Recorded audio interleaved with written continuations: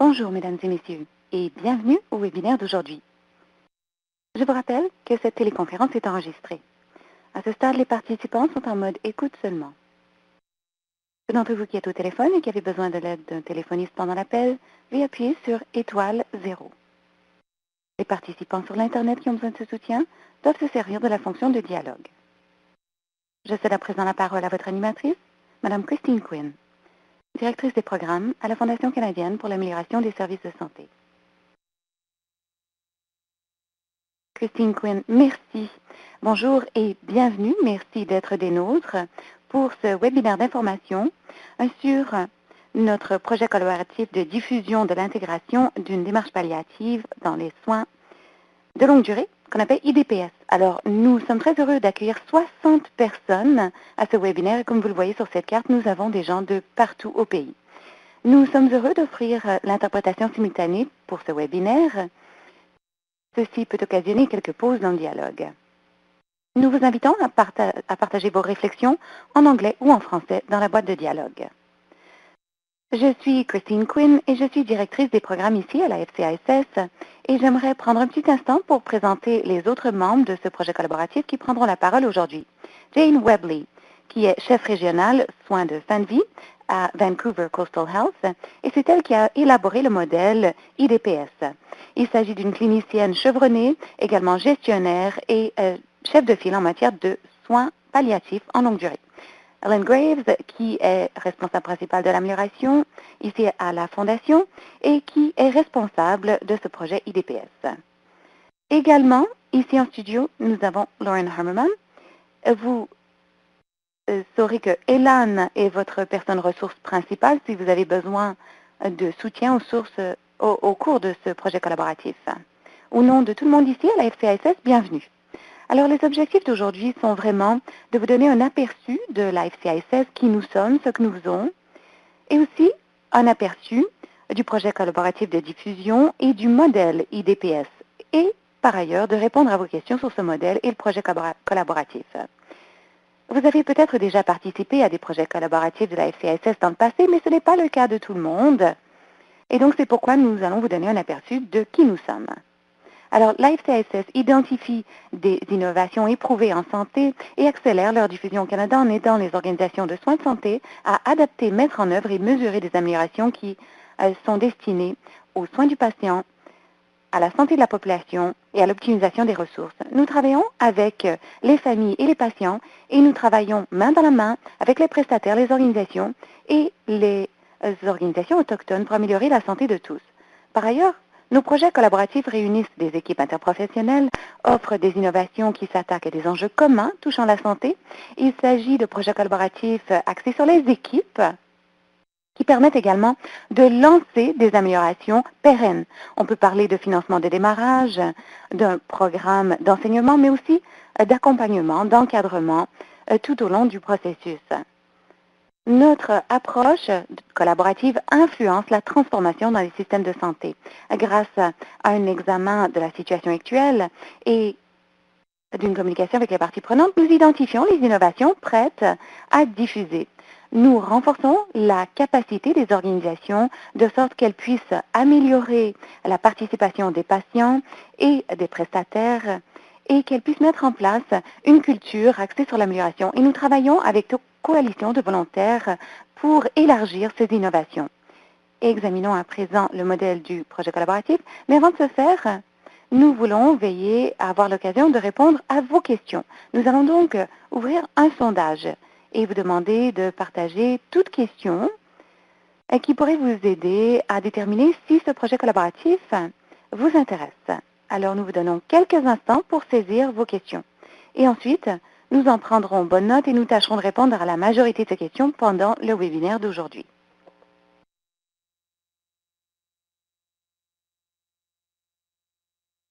Je vous donne donc quelques instants pour saisir vos questions.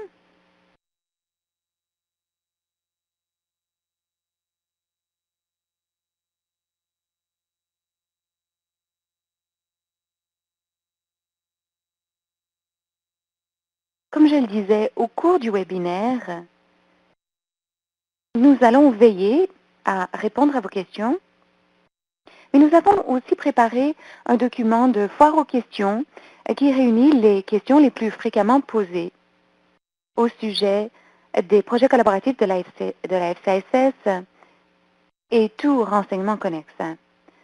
Alors, je laisse le sondage ouvert encore quelques instants pour vous donner la possibilité de saisir vos questions.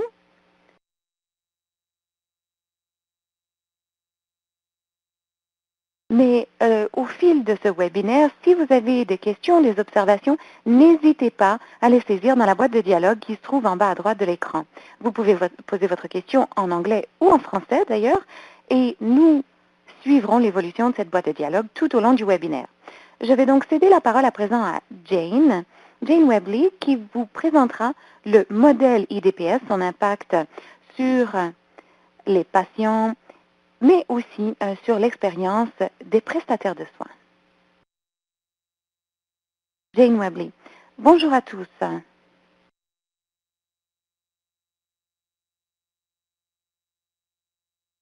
Alors, je vais d'abord offrir quelques remerciements avant de décrire le modèle. Le projet DAISY, le prototype du programme, a été lancé dans un site. Au départ, nous avions tenté de le mettre en place dans un site en 2010 avec de l'aide d'un collègue gestionnaire de Evergreen House. Ça n'a pas très bien réussi. Alors nous sommes ensuite passés à un autre site et nous avons eu de la chance. Nous avons pu apporter des modifications qui ont été reconnues par le BC Patient and Safety Quality Council qui nous a donné un prix et donc qui nous a permis d'acquérir une certaine reconnaissance. Ensuite, nous avons élargi, diffusé à 12 autres établissements. Une fondation, entre autres de VGH et UBC, nous ont permis de diffuser ceci à 47 autres établissements. Je souhaite aussi remercier la division de la pratique familiale des soins palliatifs en hébergement de Vancouver Coastal Health pour son soutien. Alors, quelques mots sur notre organisation et son contexte. Nous avons une autorité sanitaire très diversifiée, 48 sites, 13 détenus et exploités par nous, 35 en sous-traitance. 6 sites sont ruraux, 422 lits, et dans les centres urbains, nous avons 5389 lits. Alors, une population très diversifiée. Nous avons plusieurs sites qui sont exclusivement d'expression chinoise. Nous avons des sites germanophones.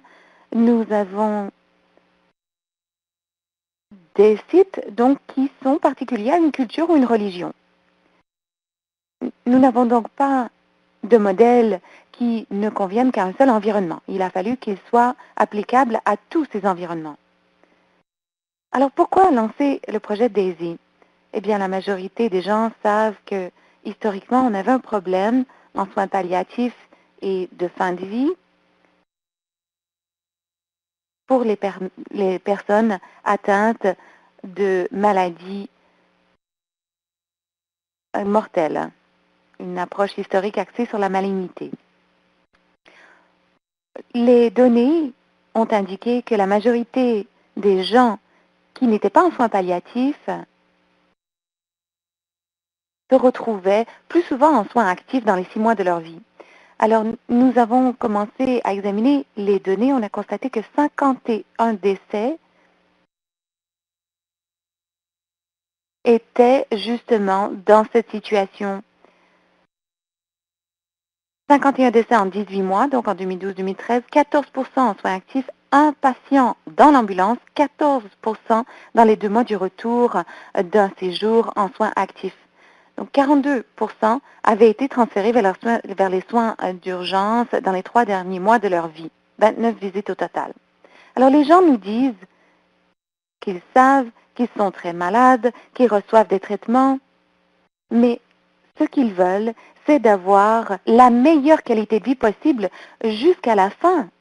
80% disent même qu'ils veulent parler à leur médecin de soins de vie, des choses qui comptent le plus pour elles. Mais seuls 25% y arrivent à en discuter avec leur médecin.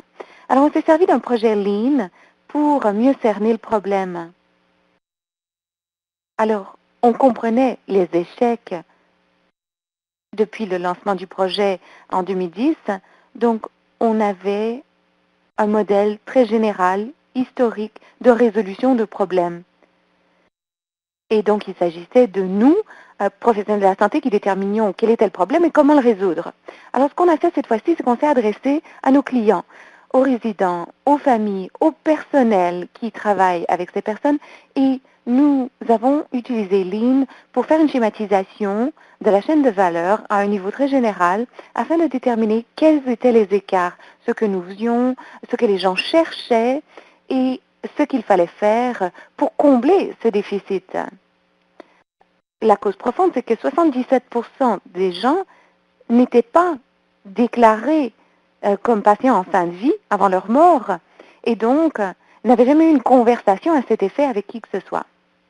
En se servant de la voix du client, on a créé des groupes de résidents, de familles. On a commencé à schématiser ce que les gens voulaient de l'admission jusqu'au décès en tâchant de comprendre le processus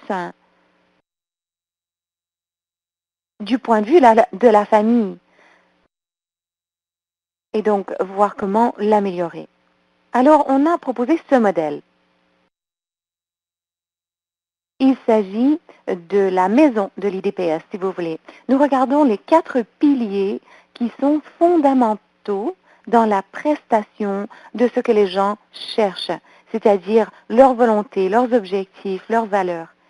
Alors d'abord, premier pilier, les gens n'avaient pas la capacité ou la confiance d'amorcer des conversations afin de comprendre comment identifier les gens avec qui il fallait avoir ces conversations. Par ailleurs, en quoi consiste cette conversation? On a aussi compris que les patients, les résidents, les familles avaient besoin de beaucoup plus de connaissances, de formation par rapport à ce que sont les soins palliatifs, quelle est la trajectoire de la maladie, et aussi qu'est-ce qu'on entend par objectif de soins, parce que la majorité des gens à qui on s'est adressé pensaient que les objectifs de soins étaient une question d'achèvement d'intervention. Ensuite, nous avons compris que l'aspect psychosocial des soins était souvent absent. Une chose que je souhaite signaler, c'est que les soins de fin de vie sont très bien faits dans les soins d'hébergement, mais lorsqu'on regarde les soins de fin de vie, on parle de la dernière semaine, peut-être même les 2 dernières semaines de vie, et ce qu'on sait en discutant avec les résidents, c'est que le cheminement de fin de vie commence bien avant cela. On a aussi discuté avec des résidents qui constataient que leur maladie s'aggravait. On sait qu'il y a beaucoup plus de décès vers la fin de vie et les résidents qui survivent observent ces décès et ne reçoivent aucun soutien psychosocial. Ensuite, les équipes, 4e pilier, nous ont dit qu'elles n'étaient pas soutenues quand, par exemple, ils s'occupaient d'un résident pendant 15-20 ans, ou même les résidents qui sont là peu de temps et qui décèdent. Alors, ces professionnels nous disant qu'ils avaient beaucoup de mal à gérer les conversations avec les autres résidents et qu'ils avaient besoin de soutien eux-mêmes. Alors, en dessous de cela, nous avons mesuré rapport. Quel est l'état actuel? C'est-à-dire constamment voir quelle est notre situation. Fait-on des améliorations juste à temps, etc. Et si vous regardez la diapo suivante, vous voyez le plan qui expliquait comment on allait construire cette maison. Alors, 3 choses qui étaient extrêmement importantes, et ce n'est pas dans l'ordre, on les a mis dans cet ordre afin que ce soit plus facile de les discerner, mais parfois l'ordre peut changer. Alors, d'abord, identifier, ensuite, discuter, et enfin, planifier. On appelle cela IDP. Alors, j'ai vu beaucoup de modèles qui se concentrent beaucoup sur l'identification. Comment identifier toutes ces personnes qui ont besoin d'une approche palliative? On se sert de choses comme l'échelle de fragilité, la trajectoire de démence, la question surprise. Seriez-vous étonné d'apprendre que ce résident est mort dans les 6 à 12 prochains mois? Et cela, finalement, ne donnait pas grand-chose. La clé de ce modèle, c'est la conversation. Il est essentiel d'avoir une conversation. Rien ne se produira sans conversation. Alors, lorsque je regarde identifier, qu'est-ce qu'on identifie? On identifie les personnes qui devraient être une priorité, avec lesquelles avoir ces conversations. On identifie aussi ce à quoi ressemblera le cheminement, de maintenant jusqu'à la fin. Parce que c'est ce qu'on rate. On parle d'où on vient, de ce qu'on fait, mais souvent les familles nous disent qu'on ne les prépare pas à ce qui suivra.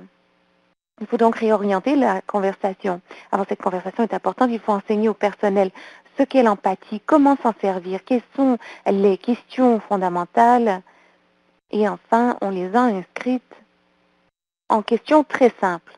Il y en a 3 qu'on pose à une question et la 4e, les 3 premières, c'est que comprenez-vous de votre maladie, de votre diagnostic, de votre état de santé, quels sont vos objectifs, quelles sont vos attentes, qu'est-ce qui vous importe le plus, qu'est-ce qui vous donne envie de vivre. La dernière question qu'on adresse aux patients, quelle est votre plus grande crainte, quelles sont vos préoccupations, en d'autres termes, quel est le scénario du pire pour vous? Et enfin, nous avons ajouté une 4e question, car on a compris que les personnes qui prenaient des décisions au nom de ces patients avaient parfois des difficultés. Alors, lorsqu'on parlait aux membres de la famille, par exemple, on leur disait merci d'avoir répondu à ces questions. Si je pouvais poser la question au patient, par exemple, votre mère, est-ce que vous me donneriez la même réponse? Est-ce que vous pensez qu'elle me donnerait la même réponse? Une fois qu'on a les réponses à ces questions, on prépare le plan. Le plan n'est pas un plan de traitement. Il ne s'agit pas du degré d'intervention. Il s'agit d'établir les priorités sur lesquelles on doit se concentrer pour ce patient. Est-ce la douleur? Est-ce de maintenir leur interaction sociale, leur mobilité et leur offrir les renseignements nécessaires pour qu'ils puissent comprendre ce qui se passera avec ces choses qu'ils valorisent et ce sur quoi on veut se concentrer. Par exemple, si quelqu'un dit j'aime beaucoup manger, avoir une conversation, à savoir, bon, voici les choses sur lesquelles on va se concentrer maintenant, mais il viendra peut-être un moment où manger deviendra difficile à ce stade-là. Quels sont les aliments que vous préférez? Qu'est-ce qu'on peut faire pour vous encourager à manger?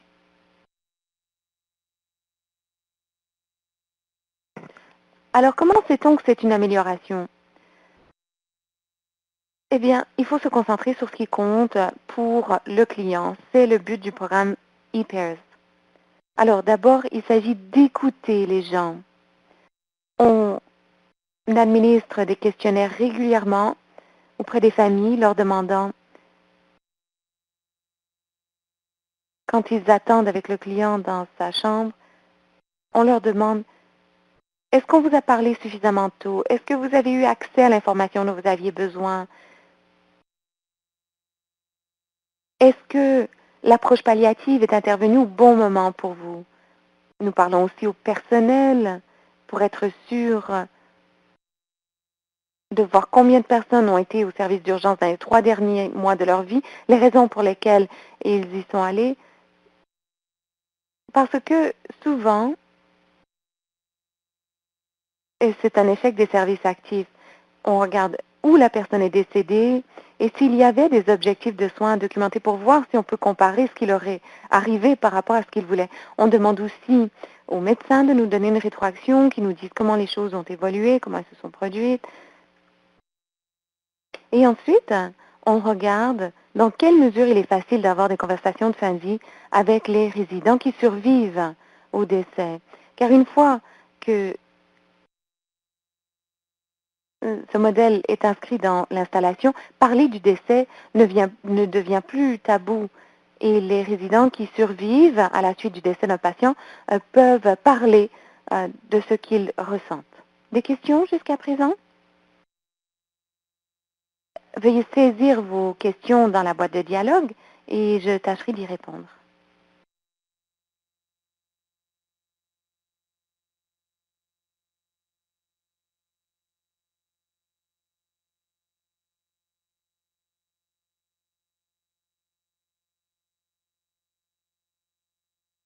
Alors, nous avons une question de Claudine Tremblay.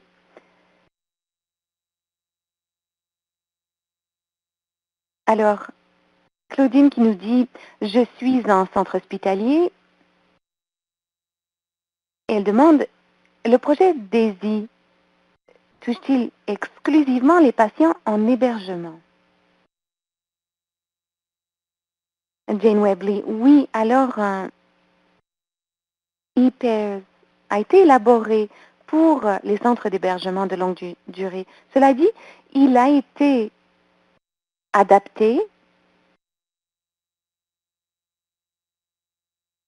On l'a donc adapté en ce qu'on a appelé iPace. Il s'agit du déclenchement de la conversation, si vous voulez. Il s'agit de déterminer de quoi parler, quand parler et comment faire avancer les choses. Et cela peut s'appliquer partout, entre autres en centre hospitalier. C'est simplement que le centre d'hébergement est un endroit facile à viser parce que les gens y sont généralement assez longtemps. Bon, dans nos mesures, il est vrai que nous avons constaté que 12% des résidents qui sont admis dans l'année écoulée sont décédés dans les 3 mois à Vancouver Coastal Health. Donc, oui, essentiellement, vous pouvez avoir ces conversations partout. Alors, merci de la question. Ici, Ilan, je ne vois plus de questions supplémentaires, mais je vous rappelle quand même, si vous avez des questions, saisissez-les dans la boîte de dialogue.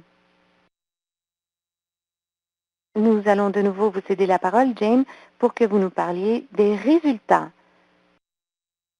de votre projet à Vancouver Coastal. De retour à vous, Jane. Jane Webley, merci. Alors, ce sur quoi je souhaite insister, c'est que manifestement, c'est difficile en soins de santé de mesurer. Et on examine les transferts, les décès en soins actifs, les statistiques rigoureuses, concrètes. Or, elles ne donnent pas le portrait complet.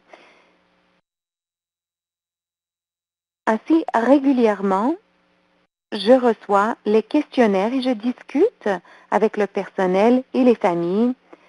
Et les résultats les plus importants pour moi, c'est les réactions des gens. Mais comme je le disais, les mesures sont ce sur quoi tout le monde se concentre. Alors, la première mesure que je souhaitais vous montrer concerne l'augmentation des objectifs de soins consignés. Alors, objectifs de soins consignés, ça ne signifie pas qu'ils sont forcément respectés, mais l'un dans l'autre, avec les mesures de transfert, on peut constater que ça fait une différence. Alors, lorsqu'on a commencé notre cheminement, nous avions 161 clients ou résidents dans 5 sites sur la côte nord qui avaient soit été aiguillés vers le programme de soins palliatifs avec des objectifs de soins consignés ou qui avaient tout simplement des objectifs de soins consignés. Et en janvier de cette année, nous étions arrivés à 737. Alors ça, c'est vraiment emballant.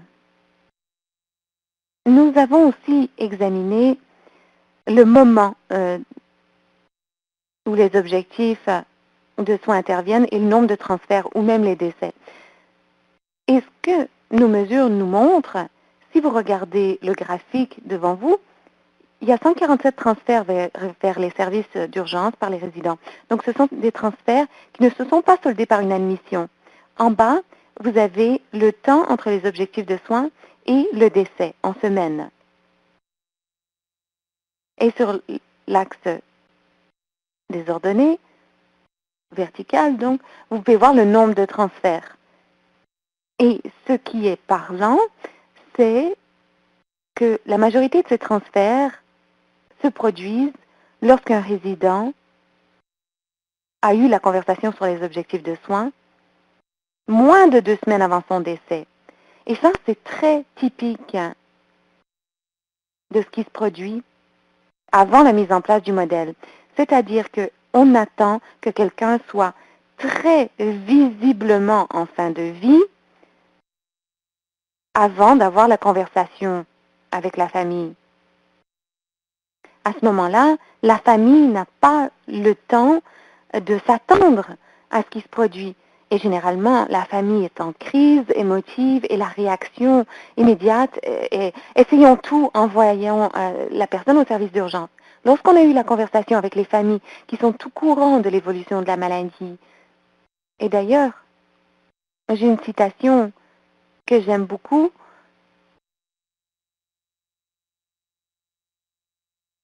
C'est Atul Gawande qui disait que la société d'aujourd'hui souffre énormément d'acharnement thérapeutique. Alors, la conversation doit commencer plus de 6 semaines avant le décès d'un patient.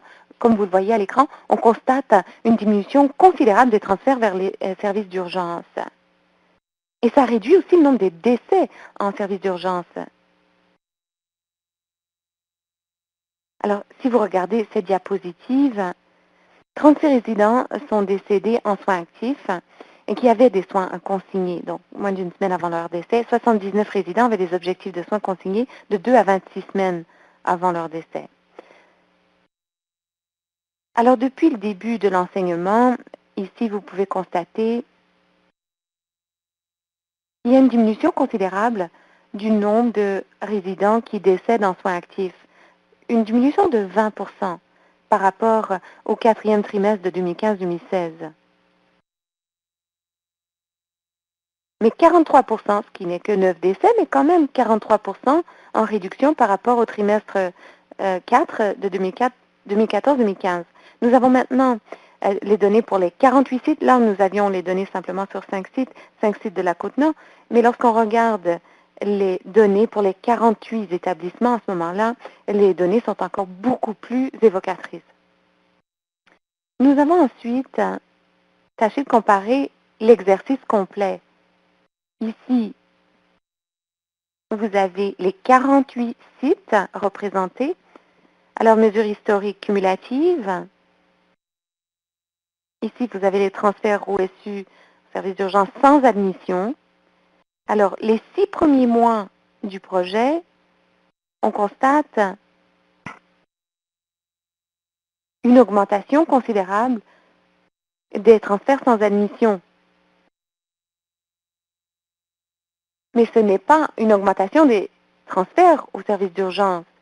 C'est une augmentation des transferts sans admission. Mais le nombre de jours passés en hôpital diminue.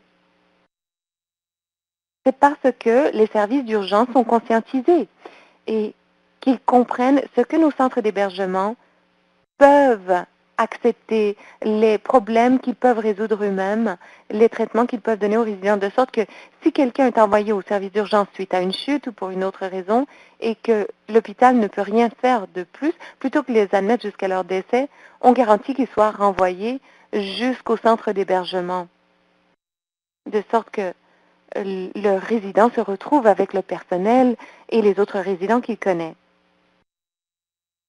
Alors, ici, vous constatez une diminution dans l'utilisation des lits hospitaliers.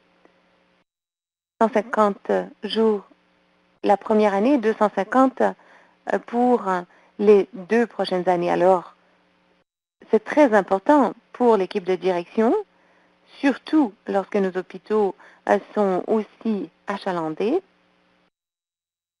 Alors, un peu plus tôt, j'ai dit que les mesures ne sont pas la seule chose qui nous disent que les choses se sont améliorées.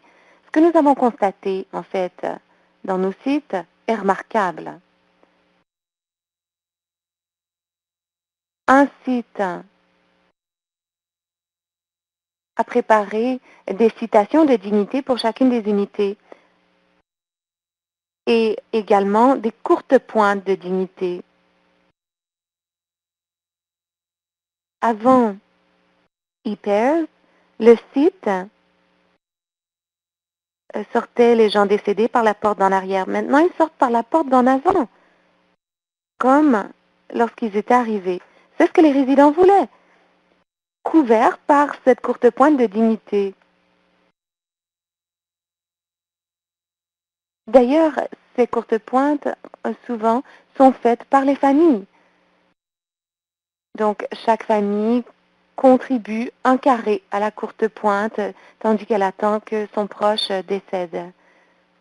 On constate de plus en plus de sites qui ont aussi des chariots de confort et plutôt que d'avoir un chariot de confort fondé sur ce que pense le personnel. On demande maintenant aux résidents et aux familles si vous étiez mourant, qu'aimeriez-vous avoir dans un chariot de réconfort. Et nous avons des sites aussi qui organisent des moments de silence, qui réunissent tous les résidents lorsque quelqu'un décède et la rétroaction est très positive.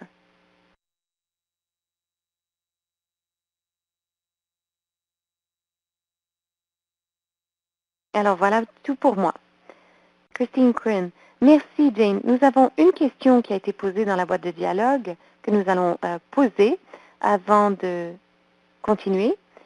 La question est, pouvez-vous donner un exemple concret d'un exemple d'objectif de soins exprimé par un résident ou sa famille?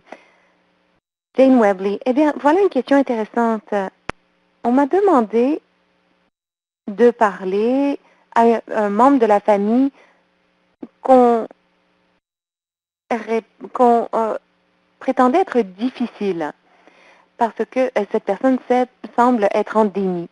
Alors, j'ai été rencontrer cette femme qui était l'épouse d'un malade qui était atteint de sclérose en plaques et il était clair que personne ne lui demandait d'expliquer ce qu'elle ressentait. Je lui ai dit, qu'est-ce qui importe pour vous? Et elle a dit, je veux que mon mari redevienne indépendant. Et c'est là que le personnel a dit, c'est du déni. Et j'ai dit, bon, ben, dites-moi à quoi ressemble l'indépendance. Alors, on a pu ventiler son indépendance en 3 objectifs principaux. Il avait été capable de peigner ses cheveux, pas avec un peigne, mais avec ses doigts. Il était capable d'utiliser une cuillère pour s'alimenter et il était capable de laver son visage si on lui donnait une débarbouillette. Pour elle, c'était ça, son indépendance. Alors, on les a consignés comme objectifs atteignables, et c'est sur ça qu'on s'est concentré. Et elle était vraiment ravie.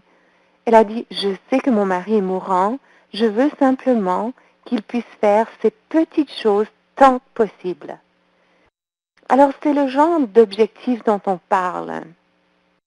Qu'est-ce qui est important pour la famille? Qu'est-ce qui est important pour le résident? Qu'est-ce qu'on peut faire, nous, pour que le patient, le résident, puisse faire les choses qui comptent pour lui le plus longtemps possible? Est-ce que cela aide? Christine Quinn, oui.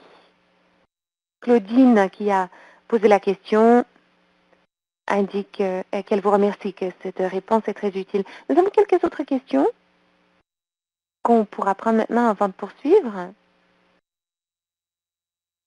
Et elles sont interreliées. Il y a une question sur le décompte des objectifs de soins achevés. Est-ce que c'est simplement remplir un formulaire qu'on appelle MOST en Colombie-Britannique et ensuite, est-ce qu'il y a une collaboration avec BC Quality et avec la division de la pratique familiale dans votre projet? Alors, je commence par la première question. MOST n'est pas un objectif de soins. On ne compte pas donc qu'un formulaire est rempli. On dit tout simplement que vous devez avoir un MOST jusqu'à ce que vous ayez un objectif de soins.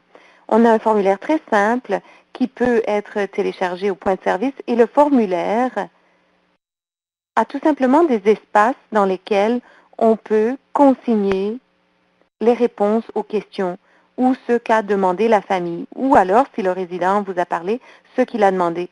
Ou alors, peut-être que vous pouvez dire que la personne a un testament vivant ou une directive de soins préalables, mais généralement, il s'agit de 3 questions. Et c'est consigné dans des chemises vertes en plastique et c'est conservé avec le formulaire de degré d'intervention ou le formulaire MOST, et c'est le document le plus important, le formulaire qui se trouve dans la chemise verte. C'est ce qui vous donne l'orientation pour tout le reste. La deuxième question, est-ce qu'il y a une collaboration continue avec BC Patient Quality et la division de la pratique familiale? Oui, nous partageons nos mesures et bon, peut-être que j'aimerais une collaboration un peu plus approfondie, Mais je ne pense pas que les divisions hésiteraient à communiquer avec moi si elles avaient besoin de moi. Et moi non plus, je n'hésiterais pas à communiquer avec elles. Donc ce n'est pas, si vous voulez, une collaboration continue, mais c'est une collaboration que j'appellerai présente. Et j'assiste régulièrement aux rencontres de la division de la pratique familiale ou des divisions de la pratique familiale, surtout à Coastal Health. Le BC Patient Safety and Quality Council, il n'y a pas de collaboration active avec cet organe pour le moment, sauf que nous participons activement à la journée What Matters to You, qu'est-ce qui vous importe, qui a commencé l'année dernière et qui sera répétée cette année. Christine Quinn, merci Jane. Avant de continuer, j'aimerais vous signaler qu'il y a des questions concernant l'accès aux diapositives. L'enregistrement complet de ce webinaire et les diapositives seront rendus disponibles sur notre site web dans les 2 jours ouvrables après ce webinaire. Et tous les participants au webinaire seront prévenus lorsque ces documents seront disponibles. Surtout au cas où ça pourrait éclairer vos conversations sur le projet collaboratif. Alors, je continue. Ici, Elan, je continue pour parler du projet collaboratif lui-même. Il s'agit d'un projet collaboratif de 16 mois. Il y aura un atelier de lancement en juin de cette année et ce sera terminé en octobre de l'année prochaine. Bien qu'il y ait d'autres résultats possibles, les objectifs principaux du projet sont d'améliorer la capacité d'offrir des soins de fin de vie à l'emplacement choisi par le résident, d'améliorer l'expérience de soins de fin de vie pour les résidents, leurs familles et le personnel, d'améliorer la capacité des équipes de soins d'établir des objectifs efficaces et opportuns en matière de discussions liées aux soins avec les résidents et leurs mandataires spéciaux, réduire les transferts inutiles en soins actifs et enfin, renforcer la capacité d'amélioration de la qualité. Alors, pourquoi faire partie de ce projet collaboratif? Pourquoi travailler avec nous? Il y a beaucoup d'avantages à participer à un projet collaboratif. Les équipes reçoivent des fonds de démarrage et nous offrirons un soutien par l'entremise de plusieurs modalités, dont l'atelier en personne dont j'ai parlé, une série de webinaires éducatifs, l'accès à des enseignants et un réseau de pairs, un accès à un bureau virtuel où se trouvent toutes les ressources, et vous aurez également accès à des formateurs et des enseignants d'expérience afin d'avoir un soutien personnalisé. Le type de contenu auquel vous pouvez vous attendre, des conversations difficiles, le soutien à la famille, la pérennisation des changements de pratique, le leadership clinique, le mentorat clinique, la gestion du changement, la mesure et l'évaluation. La formation et le soutien des enseignants est en place pour aider les équipes à réussir. Par ailleurs, ce n'est pas seulement pour cette initiative, mais cette formation et ce soutien permet aussi de mettre en œuvre d'autres initiatives d'amélioration de la qualité que vous pourriez aborder au-delà de ce projet collaboratif. Alors, sur cette diapositive, vous avez le modèle de ce projet collaboratif. Comme pour bien des initiatives, le projet se sert d'un modèle former le formateur. Alors, en haut, les réseaux doivent identifier des maîtres formateurs qui peuvent former d'autres personnes qui participeront au projet collaboratif. Et pour les foyers supplémentaires qui pourraient passer dans le projet dans le cadre de vagues suivantes, il faut identifier d'autres cliniciens.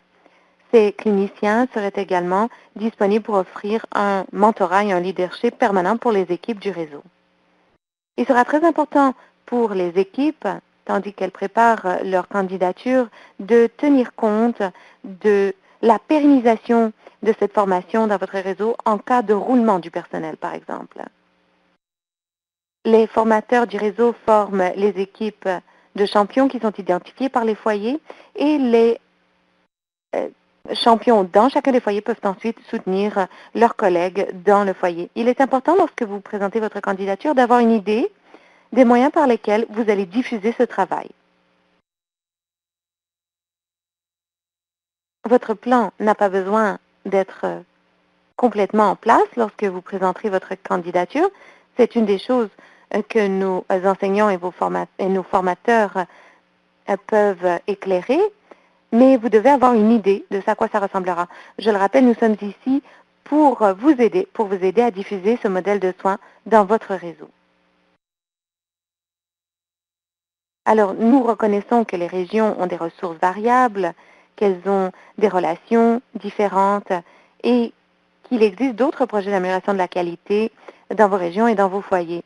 Et nous savons que la proposition que nous recevrons tiendra compte de cette variation et que vous ferez appel aux ressources qui vous sont disponibles. En d'autres termes, il n'y a pas de moyen unique de mettre en œuvre ce modèle de soins.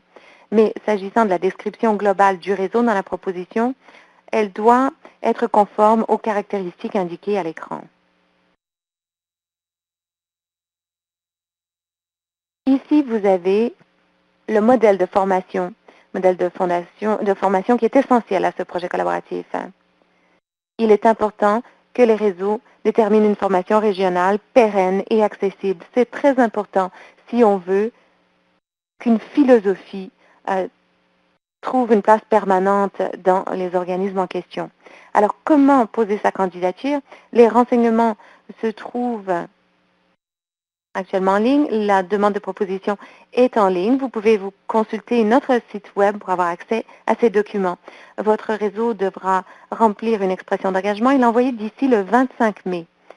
Étant donné que l'atelier initial de ce projet collaboratif aura lieu en juin, la date limite n'est pas flexible. Vous devez absolument envoyer votre expression d'engagement d'ici le 25 mai. Vous devez aussi attacher toute déclaration de conflit d'intérêt à cette expression d'engagement. Il y a un prospectus qui comprend tous les renseignements que vous avez entendus aujourd'hui, qui se trouve sur notre site web. Ce prospectus comprend tous les détails du projet collaboratif. Or, si vous avez des questions, n'hésitez surtout pas à nous écrire ou à nous appeler. Nous avons prévu des appels pré-candidature, alors n'hésitez pas. Je vois qu'il y a une question à laquelle je pourrais répondre maintenant. L'atelier de juin est en personne, mais à quel endroit? Eh bien, il sera à Ottawa. L'atelier se fait en collaboration avec un autre projet collaboratif qui est lancé au même moment. Et donc, nous aurons l'occasion d'avoir une vaste gamme de participants des foyers de soins de longue durée qui se réuniront. Et d'ailleurs, je me réjouis d'avoir cette occasion très dynamique de diffuser des renseignements et de permettre aux foyers de partager entre eux. Si votre équipe est choisie dans le cadre de ce projet collaboratif, l'organisme principal responsable devra signer un protocole d'entente où il est question de l'engagement de votre équipe et de l'engagement de la FCASS envers vous. C'est important car c'est l'entente qui nous permet de vous donner les fonds de démarrage. Lorsque vous passerez en revue ce protocole d'entente, nous recommandons que l'organisme principal suive le processus établi pour la signature de documents juridiques et au besoin que vous consultiez votre contentieux comme vous le feriez normalement. Les organisations qui participeront doivent aussi consulter leur service des communications par rapport aux politiques concernant les annonces publiques. De nouveau, si vous avez des questions, n'hésitez surtout pas à communiquer avec nous. Un rappel, comme on l'inscrit dans le prospectus, s'il y a des équipes de l'Ontario qui envisagent de présenter leur candidature, on les invite à communiquer avec Julie Darnay.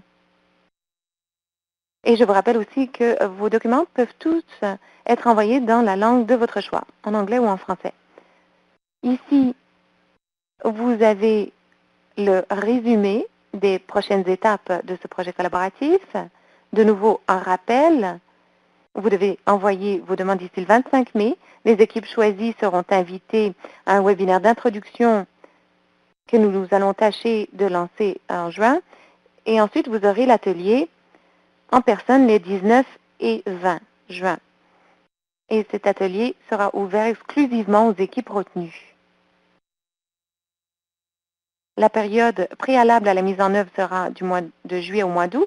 Pendant cette période, les enseignants et les formateurs de la FCASS vous aideront tandis que vous prépareront la mise en œuvre, de sorte que vos équipes soient prêtes à démarrer dès l'automne. Pendant la formation, nous allons vous offrir des informations par l'entremise de webinaires, de vidéos, de podcasts et d'autres modalités. Votre réseau devra envoyer des données mensuellement, de sorte que l'on puisse faire le suivi s'il y a amélioration.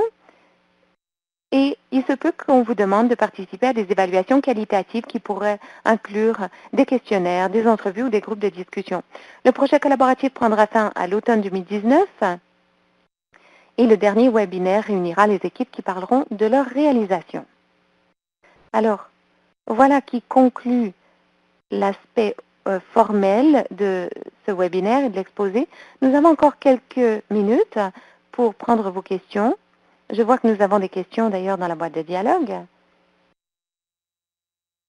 La première question, comment définit-on un réseau? Combien de foyers de soins de longue durée? Un réseau, eh bien, on s'attend à ce que le réseau soit différent selon la région, selon la province. On veut que les régions communiquent avec des partenaires avec lesquels elles auraient travaillé dans le passé, avec lesquels elles travaillent actuellement, là où il y aurait peut-être des liens logiques d'amélioration de la qualité, c'est-à-dire où des foyers pourraient réunir leurs forces, mais cette définition de réseau variera selon votre situation. Point de vue expérience, s'il s'agit de foyers qui ont peut-être travaillé ensemble dans le passé, cela peut être un atout sur le plan de la collaboration et de la pérennité du projet. On a aussi une observation et une question. Les échéances sont très serrées, surtout pour prévoir les déplacements. Oui, c'est vrai, mais c'est l'échéancier que nous avons prévu pour ce projet collaboratif. Nous avons une question ici concernant l'atelier. Est-il obligatoire de participer en personne? Alors, l'atelier de lancement est un élément fondamental de l'établissement des éléments fondamentaux du projet collaboratif. Il y a beaucoup de possibilités d'encadrement, d'obtention de renseignements, de travail sur le plan de mise en œuvre. Et ne pas assister à cet atelier de lancement désavantagerait énormément une équipe qui participerait au programme. Nous avons une question sur le financement. Le financement de démarrage que nous offrons dans le cadre du projet peut être utilisé pour défrayer les déplacements vers l'atelier, tout à fait. Et je pense que cela conclut les questions de la boîte de dialogue jusqu'à présent. Nous avons quelques minutes. On peut faire une pause au cas où vous voulez toujours saisir des questions, des observations. Et je vois que des gens d'ailleurs tapent dans la boîte de dialogue, alors nous allons attendre un instant.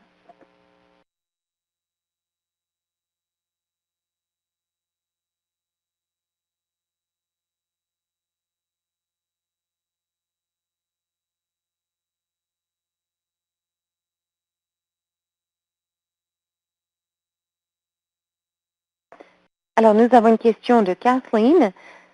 Qui contacte-t-on pour avoir une consultation en personne? Eh bien, moi, Hélène, vous avez mon courriel devant vous. Le courriel est un bon moyen de me joindre et je serai heureuse d'organiser un appel téléphonique qui vous convienne. Et si des membres de votre équipe veulent se joindre à cette conversation, on pourra organiser ce qu'il faut pour que vous puissiez y participer. Susan demande si la séance est enregistrée. Oui, cette séance a été enregistrée. À la fois la version anglaise et française seront disponibles dans les archives ainsi que les diapositives sur le site web de la FCASS. Et comme participant inscrit, vous recevrez l'avis comme quoi ces renseignements sont disponibles. Alors, je vous donne encore quelques minutes. Il nous reste environ 10 minutes. Alors, quelques autres moments pour vos questions.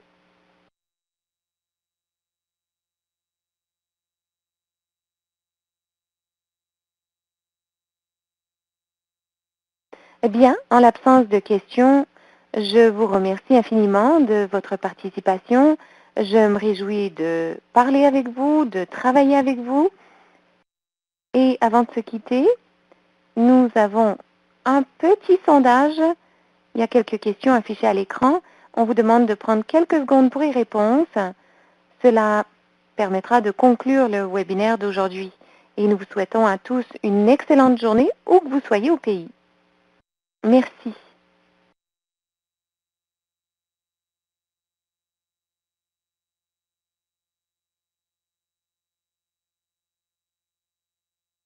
La téléphoniste, ceci conclut votre appel. Merci de votre participation. Vous pouvez à présent raccrocher.